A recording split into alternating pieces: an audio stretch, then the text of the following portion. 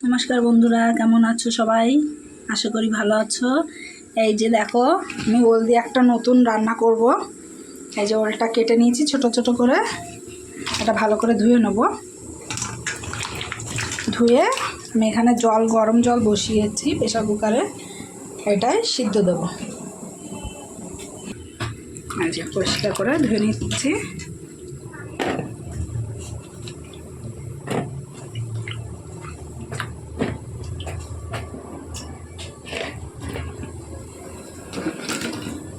দিয়ে দিলাম, একটু নুন দিয়ে দেবো আমি সাথে। নুনটা দিলে একটু তাড়াতাড়ি সিদ্ধ হয়ে যাবে।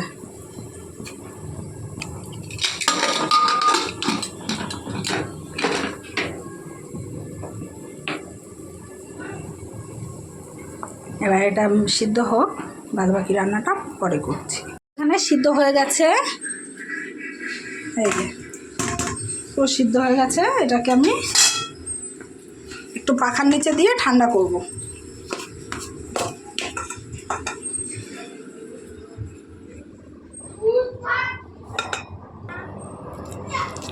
এটা ভালো করে এরকম করে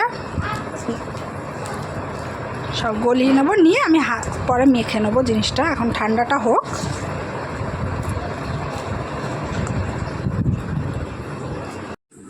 এই যে পুরো গুঁড়ো করে করে নিয়েছি। এখানে দিয়ে দেবো আমি 1 চামচ ময়দা। এই যে আর হাফ চামচ মতো দিলাম, 1.5 চামচ। আর দেবো কর্নফ্লাওয়ার।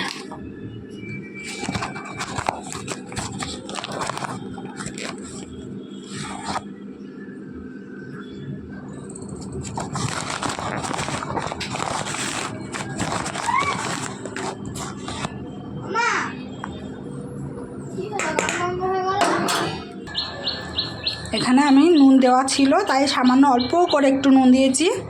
এবার দেবো আদা বাটা, আর দেবো রসুন বাটা একটু।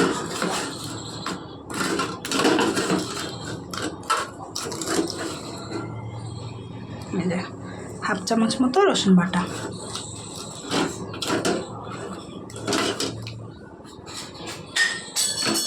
এখানে দেবো হলুদ, অল্প করে হলুদ গুঁড়ো দেবো। এবার এটাকে আমি এই যে দিয়ে দিচ্ছি আমি চিংড়ি মাছের মাথাগুলো বাটা।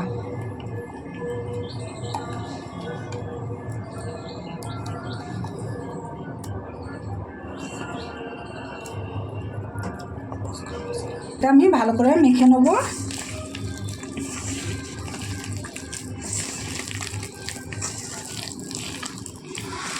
এটা একটা নতুনত্ব, দেখা যাক খেতে কেমন লাগে।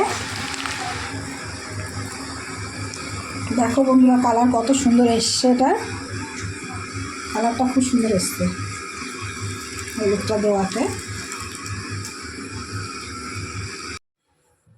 এই যে তেল দিয়ে দিয়েছি কড়াইতে।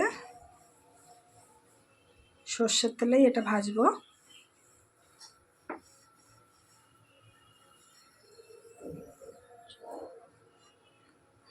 একটু দিয়ে দেখি আগে কড়াই গরম হচ্ছে কিনা তেলটা।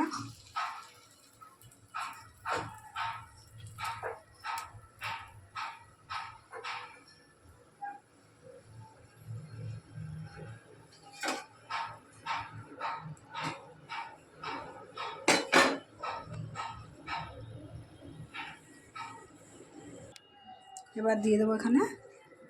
এটা একটু বেশি নরম হয়ে গেছে, কিন্তু এতে আমি আর একটু ময়দা দিয়েছি, সেটা আর দেখানো হয়নি। নরমই হয়ে গেছে, আবার বেশি দিলে শক্ত হয়ে যায় যদি, ওই জন্য দিলাম না।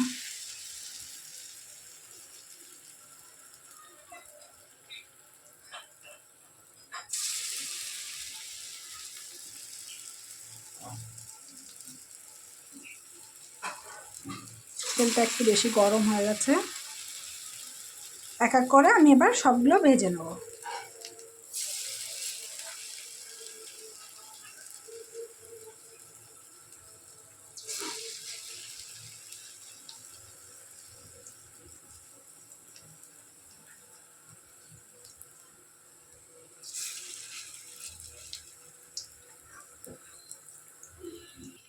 মিডিয়াম আঁচে ভেজে নেবো এগুলো, একদম জোরে করা যাবে না।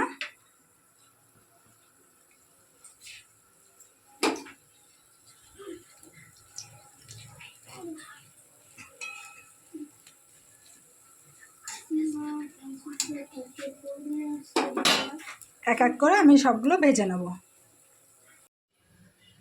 এখানে একটু কড়া কড়া করেই ভাজা হয়ে গেছে, তেলটা আসলে বেশি গরম হয়ে গেছে, ওই কারণে কড়া কড়া করেই ভাজা হয়ে গেছে। এটা দিয়ে আমি রান্না করব ওল দিয়ে নতুন রেসিপি।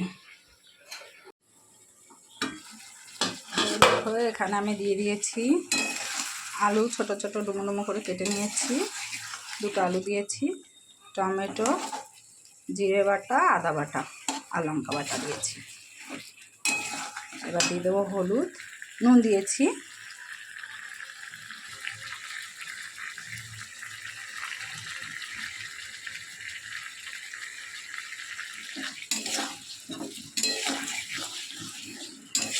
ভালো করে কষবে। এখানে জল গরম বসিয়ে দিয়েছি তরকারিতে দেওয়ার জন্য।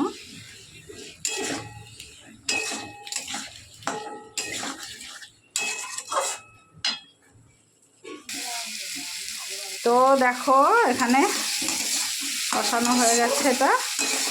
এবার জল দিয়ে দেবো, জলটা গরম করে রেখেছিলাম, এই যে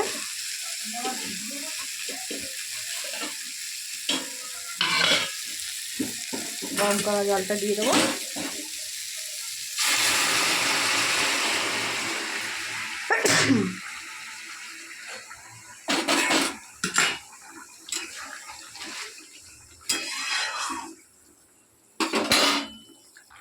তো এবার দিয়ে দেবো এক এক করে বড়াগুলো। এই যে বড়াগুলো দিয়ে নামিয়ে দেবো, কেন বেশি ফোটাবো না বড়াগুলো দিয়ে।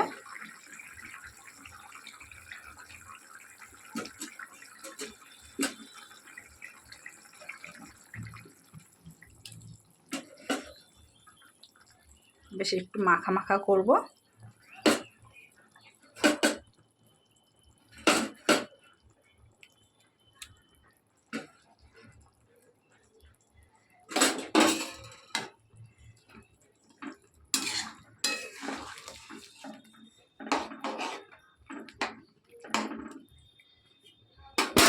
এবার একটু ঢেকে দেবো, ঢেকে দিয়ে একটু লো ফ্লেমে হবে।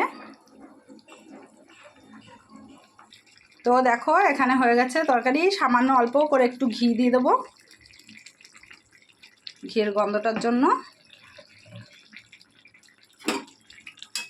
একদম মাখা মাখা ঝোল হয়েছে। বড়াগুলো খুব নাড়া যাবে না, কেন ভেঙে যাওয়ার সম্ভাবনা থাকতে পারে। এই যে তোমাদের কেমন লাগলো বন্ধুরা জানিও, আর করে খেয়েও দেখো, একটু নতুনত্ব আছে জিনিসটা, ভালোই লাগবে আশা করি। টাটা বন্ধুরা।